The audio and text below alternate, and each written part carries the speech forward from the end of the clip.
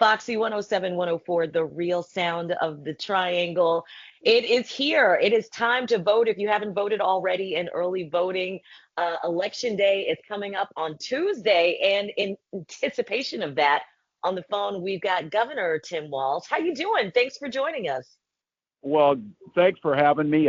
Great day here. Started in Charlotte, over in Greensboro, and now we just arrived in Asheville to a great crowd and a community of resilience that it's amazing to see the damage over here, but it's also amazing to see the spirit of the folks. So we're excited about what's coming next.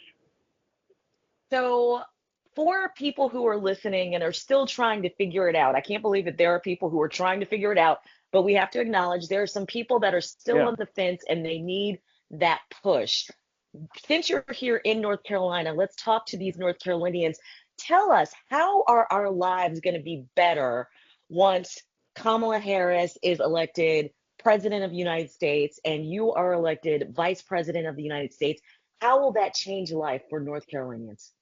Yeah, and that's exactly the right question folks should be asking. Well, you saw the contrast this week. You saw Kamala Harris deliver a message from the National Mall of hopefulness, of an opportunity economy, of a forward-leaning agenda where everybody matters, making sure we're lowering prices for people from the grocery store to pharmaceuticals, making things like home ownership easier and starting a small business, protecting health care, and tackling some of our more challenging issues like gun violence.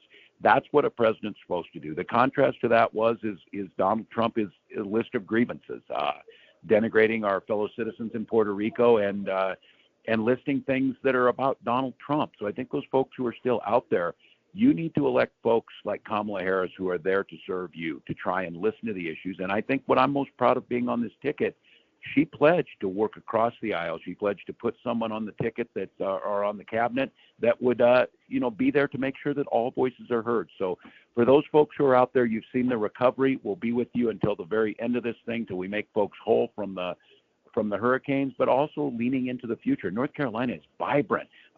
This economy that's from a manufacturing economy to high tech. Just today, you heard Donald Trump say he would rip those investments back from the CHIP and Science Act, cutting funding to communities that are now on the cusp of new economy. So I just ask folks to choose the future over the past and choose one of unity over division. I love that. And I think that that's really what North Carolinians need to hear. And the goal really is to make sure that 4 years from now, with Harris Walz ticket, our lives are going to be better. We're going to be in a better place financially, and especially with the healthcare, the things that you talked about with prescription Right. prices. We're going to look better in 4 years than we do right now, right?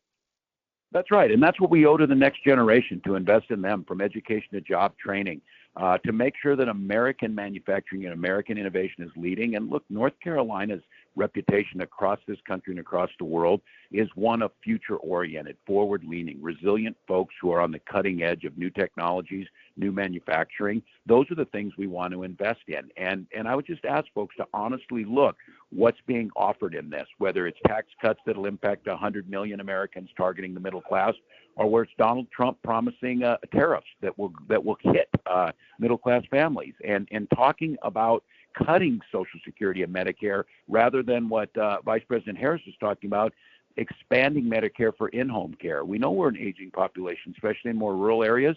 Folks want to stay in their homes. We need to make sure their hospitals stay open. We need to make sure their schools stay open. And you're not hearing any plan for that from Donald Trump. And most economists say you're hearing the opposite.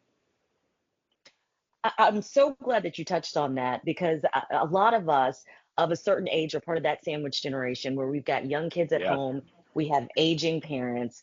I've had to take care of aging parents, both of whom passed away, and it is so incredibly expensive. It's a lifetime of money. So the idea that Medicare could be Yes. expanded to help people stay in their homes, to help people like me that have these young kids and aging parents and grandparents stay at home and be with their families and not have to give away every single thing that they worked for their entire lives just to qualify for Medicaid to be taken care of.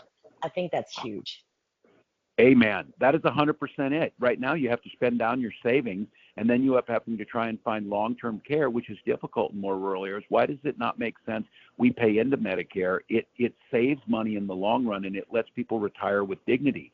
strengthening that Social Security system. Look, the analysis was done this week. Donald Trump's plan bankrupts Social Security in 6 years. Now, the plan is he said they're going to cut $2 trillion in discretionary spending. Right now, we spend 1.7. Elon Musk, the richest man in the world, said we should brace for hardships. That's not what this has to be. We simply can make our system fair, invest in those things that make a difference, and revitalize our communities. So I think this week there's a lot of folks that maybe thought they were already decided are switching over. They saw true leadership on display with the vice president, and they're seeing some of these plans. Like you just explained it, that is it in a nutshell, that you can either spend down your money and try and find a place to put your parents and make life just becomes so much more difficult, rather than having Medicare that we paid into be able to provide that care in home while creating jobs in communities. Just makes much more sense.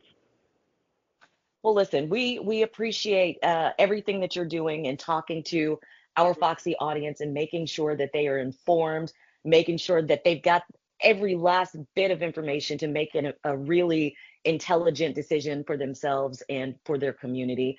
We appreciate you visiting North Carolina, and we just want to remind people, get out and vote. Early voting is going on through the 2nd, and then of course you can go to the polls on election day to cast your vote. And we appreciate you, Governor Walz. We appreciate your time, and thank you for visiting North Carolina. Thanks for having me.